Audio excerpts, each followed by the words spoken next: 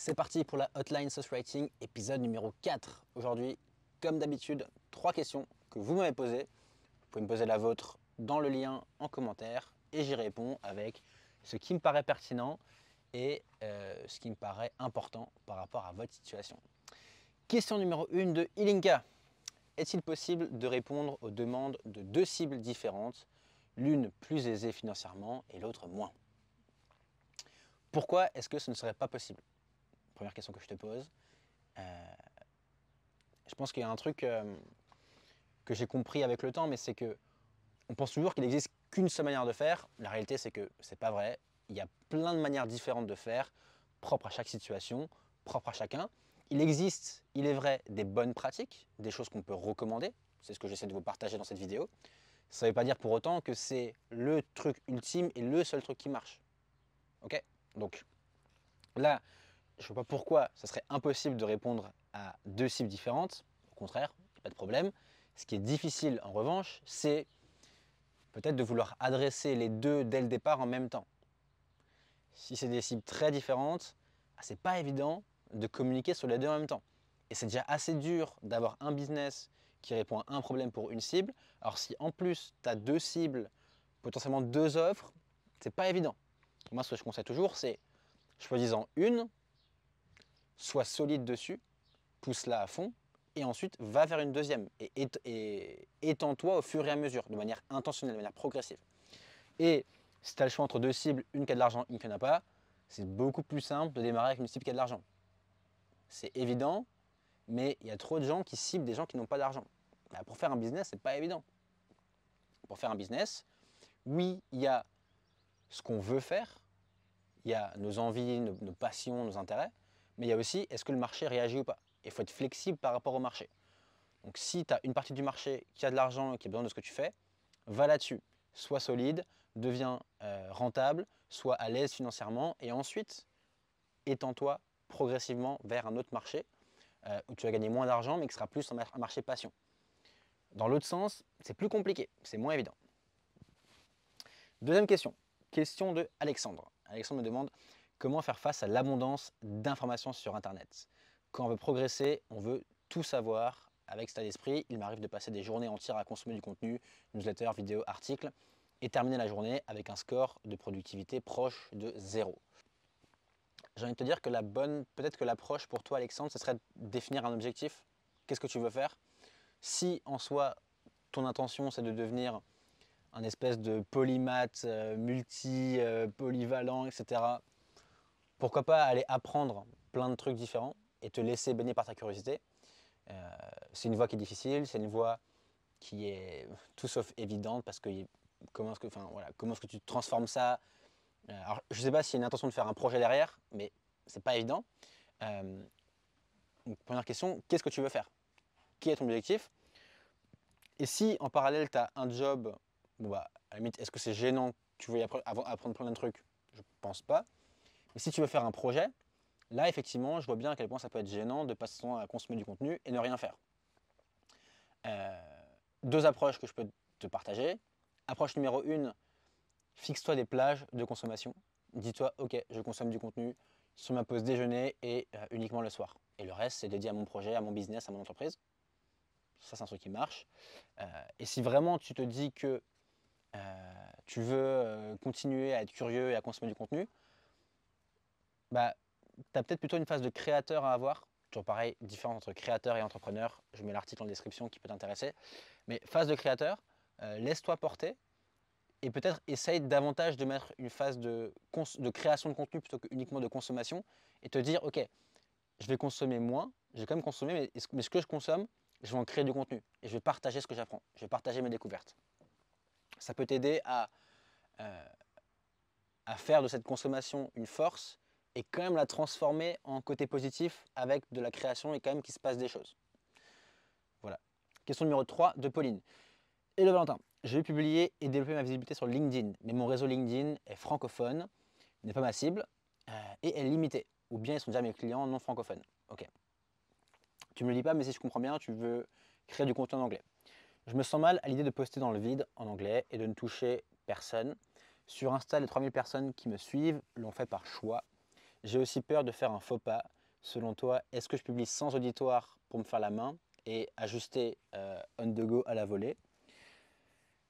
J'ai suivi ton atelier, donc ma ligne éditoriale, je l'ai, mais le 0 like ou 0 interaction me tétanise. Merci. Euh, J'ai le sentiment qu'il va falloir que tu dépasses un peu cette peur du 0 like. Il y a un truc très simple, c'est que personne, tous ceux qui ont commencé, tous ceux qui ont une audience sur LinkedIn aujourd'hui, ont commencé un jour avec 0 audience. C'est par définition. Donc si tu veux avoir une audience sur LinkedIn, il faut accepter de passer par cette phase où tu n'as pas d'audience. Il n'y a personne qui te lit, il n'y a personne qui te suit. On voit parfois des exceptions qui percent dès leur premier post, c'est les 0,001%. Tout le reste des gens, c'est juste je poste, je poste, je poste. J'accepte de poster dans le vide, mais parce que c'est comme ça que les gens vont venir à moi. Donc ça, c'est la première chose. Deuxième chose, plutôt sur pareil. À chaque situation, tu peux le voir, soit tu peux voir les inconvénients, soit tu peux voir l'opportunité que ça t'offre. Effectivement, tu te dis, je vais faire 0 like, et donc tu ne vois que l'inconvénient qui est, personne ne va me lire, ça va me saouler, je vais avoir peur et je ne vais pas vouloir le faire. Et c'est quoi l'avantage de cette situation? L'avantage, c'est que personne ne te lit. Et donc tu peux faire ce que tu veux, tu peux expérimenter, tu peux oser, tu peux être créative, et tu peux te faire la main en silence, alors que personne ne va te juger. On voit plutôt ça comme un avantage en te disant, ok, je me forge, je vais muscler mon muscle de la création, je vais muscler mon muscle de LinkedIn, et je vais faire plein de posts. Et progressivement, ça va prendre, ça va s'améliorer. Mais vois ça, vraiment, vois le fait que tu vas faire 0 like comme un cheat code ultime. Tu n'as pas la pression de devoir faire un truc bien. Tu n'as pas la pression que les gens apprécient ce que tu fais. Parce que par définition, quasiment personne ne va te lire. Donc vois-le comme une opportunité incroyable d'expérimenter, d'explorer et de faire en fait. On peut te dire, je pense que tu le sais très bien. Et peut-être que tu attends de moi que je te le confirme, mais tant que tu ne passeras pas à l'action, il ne se passera rien. Et le meilleur moyen, la seule manière d'être sûr qu'il ne se passe rien, et que tu restes à 0 abonné, ou en tout cas à des abonnés qui ne te lisent pas, c'est que tu ne fasses rien.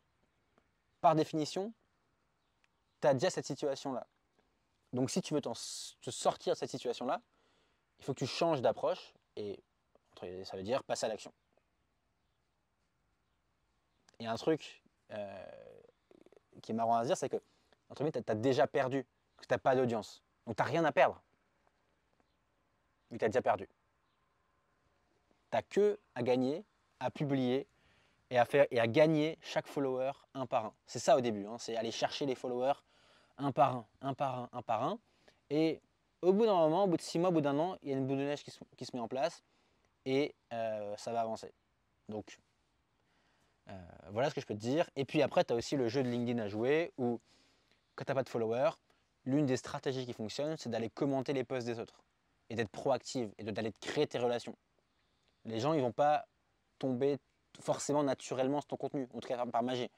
Va chercher, va apporter de la valeur sous les posts des gens qui parlent de ta thématique. C'est des choses qui marchent bien. Les gens vont ensuite aller voir ton profil et c'est là qu'ils pourront voir ton contenu, s'abonner, etc.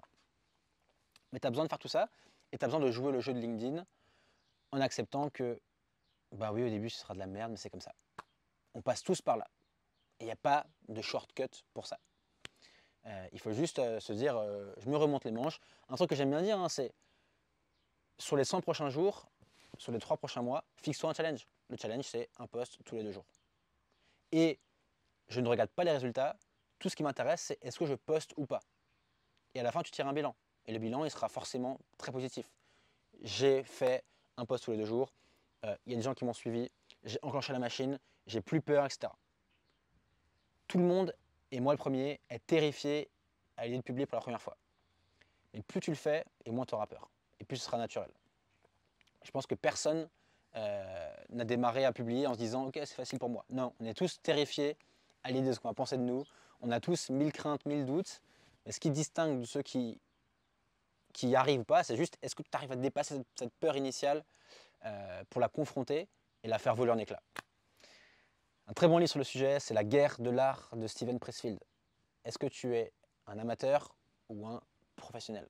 Professionnel, il est là, quoi qu'il arrive, il danse avec la peur, il lui dit bonjour et il se met au travail. Sois une professionnelle, Pauline.